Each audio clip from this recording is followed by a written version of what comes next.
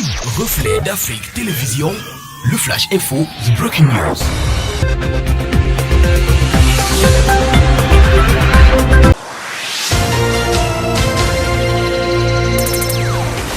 The interim president of the Cameroon Association of Football, FECAFOOT, is expected in court today, May 6th, after receiving convocations on May 3rd from the judge of the Court of First Instance, Magistrate Cyprien Onambele. He is expected to present before the court the number 9 instruction of this jurisdiction. However, though this convocation does not present the reason for his summon, his position as interim president is not threatened as well. It is noted that Seydou Mbobonjoya's election was annulled on January 15th by the Court of Arbitration for Sport.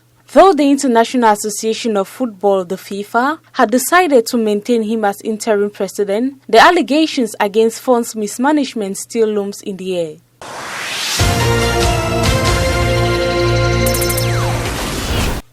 The International Criminal Court (ICC) on Thursday, February 6th, sentenced Dominic Ongwen, a Ugandan child soldier turned commander of the brutal Lord's Resistance Army (LRA) rebels, to 25 years in prison for war crimes and crimes against humanity. 45-year-old Dominic Ongwen was convicted in February on 61 counts, including forced pregnancy, which had never before been brought before the Hague-based International Criminal Court. He was also found guilty of murder, rape, sexual slavery, and conscripting child soldiers, among other charges. According to the court, Ongwen ordered attacks on refugee camps in the early 2000s while serving as a commander of the LRA, an armed group led by fugitive Joseph Kony, which has waged a brutal war in Uganda and 3 neighboring countries to establish a state based on the 10 Commandments of the Bible. Ongwen faced a life sentence, but the prosecution argued that Mr. Ongwen's history of abduction by the rebel group when he was about 9 years old warranted a lesser sentence and requested 20 years in prison.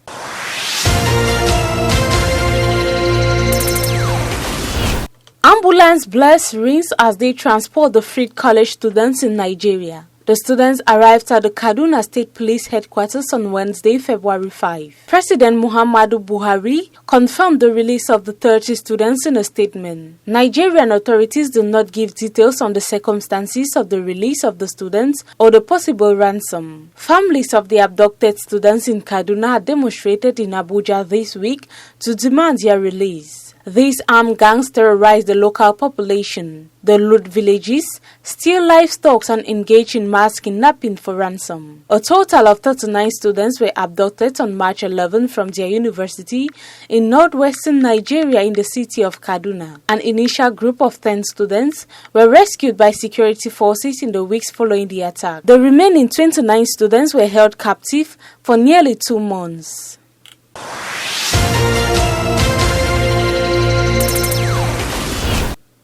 Ethiopia's President Saleh Work Zewde has defended the dispute Nile Dam filing as she visits Niger's new leader, Mohamed Bazoum.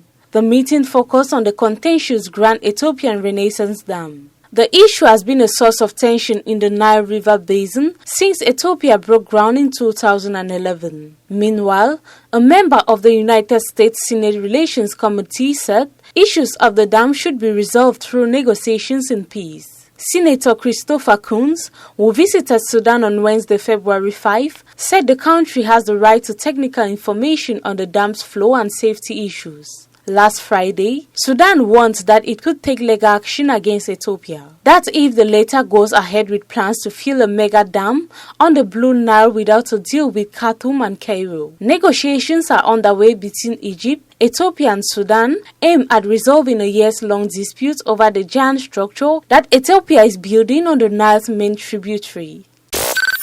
Reflets d'Afrique Télévision, le Flash Info, The Breaking News.